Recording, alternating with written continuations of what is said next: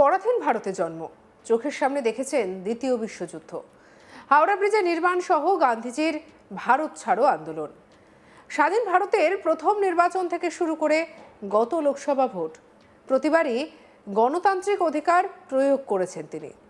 বর্তমানে তার বয়স 104 বছর, কিন্তু এই বয়সে এসে মিলল না নাগরিকত্বের স্বীকৃতি। পূর্ব বর্ধমানের জামালপুরের শতায়ু শেখ ইব্রাহিমের নাম চূড়ান্ত ভোটার তালিকায় বিচারাধীন হিসেবে চিহ্নিত। স্বাধীনতা সংগ্রামের এই সাক্ষীর প্রতি নির্বাচন কমিশনের এমন আচরণে ক্ষুব্ধ পরিবার এবং এলাকাবাসী। শুনানি হয়েছে, সমস্ত বৈধ কাগজপত্র চেক হয়েছে, কিন্তু জীবনের সায়ান্নে এসে 104 বছর বয়সী শেখ ইব্রাহিমকে নিজের দেশে বিচারাধীন বা আন্ডার অ্যাডজুডিকশন তকমা পেতে হয়েছে। নির্বাচন কমিশনের প্রকাশিত বাংলার চূড়ান্ত ভোটার তালিকা পূর্ব বর্ধমানের জামালপুরের এই প্রবীণ নাগরিকের নাম ঘিরে শুরু হয়েছে চরম বিতর্ক। জামালপুরের 32 বিঘা গ্রামের বাসিন্দা শেখ ইব্রাহিম, তার দাবি অনুযায়ী জন্ম হচ্ছে বাংলা সালের হিসেবে 1329 এবং মাঘ মাসে। স্ত্রী গত হয়েছেন 18 বছর আগে। বর্তমানে 6 ছেলে এবং 2 মেয়ে। এই বিশাল পরিবারে তিনি বটবৃক্ষের মতো। কিন্তু গত 29শে জানুয়ারি বিডিও অফিস থেকে তার কাছে শুনানির নোটিশ আসতে শুরু করে, আর তারপরেই শুরু হয় বিপত্তি। লজিক্যাল ডিসক্রিপেন্সির দোহাই দিয়ে 104 বছরের বৃদ্ধ সশরীরে হাজির হওয়ার নির্দেশ পেয়েছে। পরে হইচই পড়লে কমিশনের প্রতিনিধিরা বাড়িতে গিয়ে নথিপত্র যাচাই করলেও চূড়ান্ত তালিকায় তার নাম বিচারাধীন হিসেবেই থেকে গেছে। ক্ষোভ উগরে দিয়ে শতায়ু পার করা এই বৃদ্ধ বলেন, 104 বছর বয়সেও আমি বেঁচে আছি, এটাই কি আমার অপরাধ? কি বলছেন শুনবো। আপনার হিয়ারিং এর জন্য আপনার বাড়িতে এসেছিল সবাই? হিয়ারিং এর জন্য বাড়িতে এসেছিল? বলছে হিয়ারিং এর জন্য বাড়িতে এসেছিল তো। হ্যাঁ হ্যাঁ, কি বললো? বাড়িতে এসেছিলেন তো, কিন্তু দেখে সব কথাবার্তা নিয়ে গেলেন। একজন মহিলা এসেছিলেন, ভদ্র মহিলা, উনিও সব জিজ্ঞেস করা করলেন। বললাম যে আমার নাম কি? আমি বললাম আমার নাম শেখ ইব্রাহিম। এই বয়স বললো 104 বললাম, এই কথাই বললাম। তারপরে গ্রাম আমাদের 32 বিঘা এই গ্রাম। সব অনেকদিন জিজ্ঞেস করা করলো, সেসব বললাম। হ্যাঁ, তো নাম নেই আপনার? আমার তালিকায় নাম নাই না, তাহলে কি আর আমি করবো বলুন? তালিকায় যদি নাম না থাকে তো কেন নাম থাকবে না? আমি তো আর আজকের লোক নই, আমি তো আজকের আমার এই আমার মাতৃভূমি, আর কত এই আমার জন্মভূমি, একজন এসেছিলেন একটু এই আগে। আমার সব, এই আমার ছেলেগুলো সব, আমার সাত পুরুষের 8 পুরুষের পূর্বেকার নাম বসুন্ধরা। না, ঠিক আছে, বলুন বলুন। বসুন্ধরা, বসু স্বাধীনতার পর প্রথম ভোটার, সে কী করে হয়? স্বাধীনতা বলতে গেলে এই যে আমরা স্বাধীনতা পেয়েছি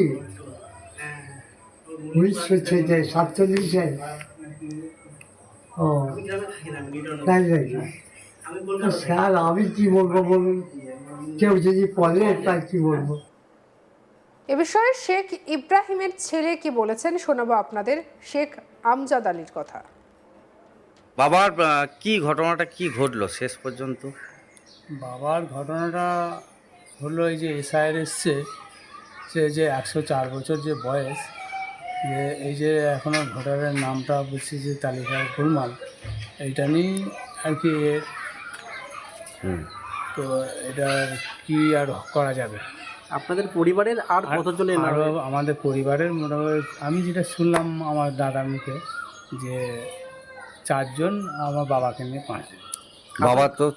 বাবা তো স্বাধীনতা সংগ্রাম দেখেছেন কাছ হ্যাঁ থেকে? দেখেছি। প্রথম ভোট বাবা স্বাধীন প্রথম দেশে ভোট দিয়েছে। হ্যাঁ, প্রথম ভোট। আর কি বলবেন যে 104 বছর বয়সে 104 বছর বয়স, আর কি বলবো বলুন দেখি। প্রতিবেশীরা বলছেন তিনি যদি ভারতের নাগরিক না হন তাহলে ভারতের নাগরিক কে? নির্বাচন কমিশনের আরও দায়িত্বশীল হলে যিনি দেশের স্বাধীনতা দেখেছেন সেই নাগরিককে এত হেনস্থার শিকার হতে হতো না। কি বলছেন স্থানীয় বাসিন্দা, শুনবো।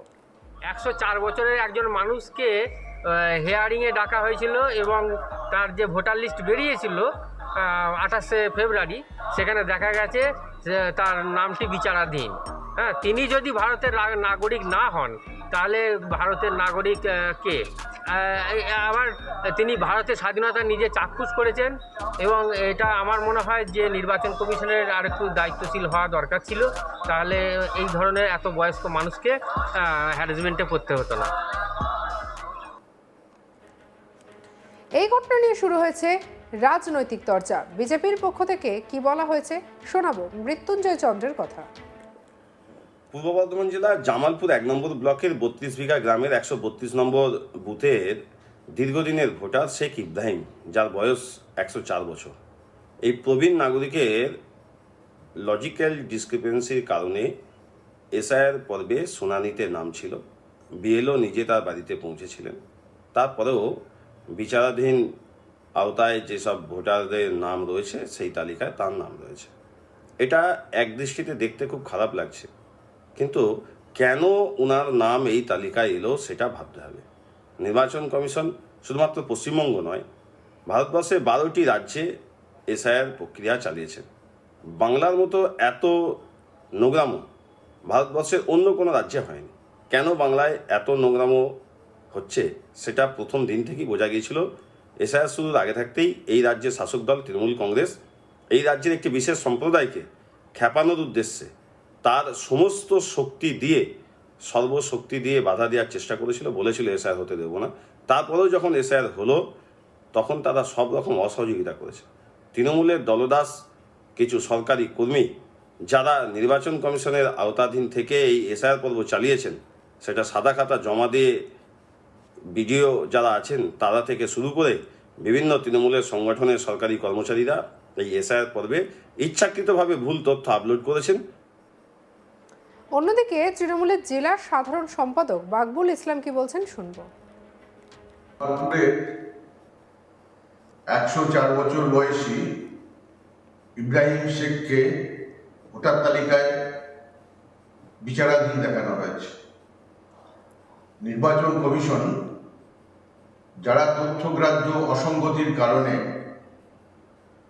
60 লক্ষেরও বেশি ভোটারকে পশ্চিমবাংলায় বিচারাধীন রেখেছে, বর্ধমান জেলায় 3.5 লক্ষ ভোটারকে বিচারাধীন রেখেছে, তাদের কাজে আর কোনো যুক্তিগ্রাহ্যতা খুঁজে পাওয়া যাচ্ছে না। পরিষ্কার বোঝা যাচ্ছে বিজেপির নেতাদের নির্দেশে তারা এই লক্ষ লক্ষ মানুষকে ভোটার তালিকা থেকে বাদ দিয়ে নির্বাচন করে বিজেপিকে সুবিধা পাইয়ে দেওয়ার চক্রান্ত তারা করছে। সঙ্গে রাখুন আজ তাক বাংলাকে। অন্যান্য খবরের জন্য লাইক, কমেন্ট, শেয়ার, সাবস্ক্রাইব করতে ভুলবেন না।